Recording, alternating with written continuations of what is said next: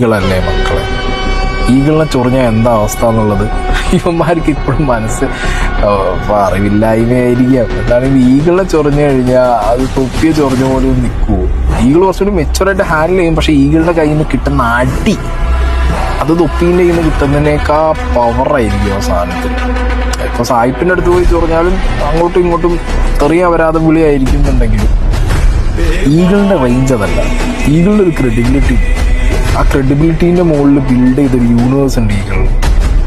അതിൽ കുറെ പരുന്നുകുട്ടികളും റാഞ്ചി അടിക്കും. ശ്രദ്ധിച്ചു, അവൻ നാളെ ഉണ്ടല്ലോ കഥയെ വന്ന് കൊട്ടു വീടിന്റെ മുന്നിലെ കേട്ടാ. അപ്പൊ ഇങ്ങനെ വായിൽ വണ്ടി വെച്ചോണ്ടിരിക്കണ നിന്റെ അല്ല നിന്റെ തന്ത കണ്ടി, മനസ്സിലായോ?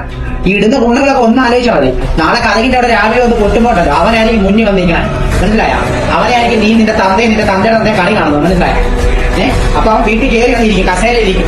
കണ്ട് നിന്നോട് പറയും ഇവിടെ ഇരിക്കാൻ പറയും, നിന്റെ തന്തയോട് പറയും അപ്പോൾ ഇരിക്കാൻ പറയും, മനസ്സിലായോ? എന്നിട്ട് അവനെ പറയും പറയാനുള്ളതല്ല, മനസ്സിലായോ? വേറെ ആരെങ്കിലും ആണെങ്കിലും ഓക്കെ, ഇത് ആരാന്ന് നിങ്ങൾക്കറിയോ?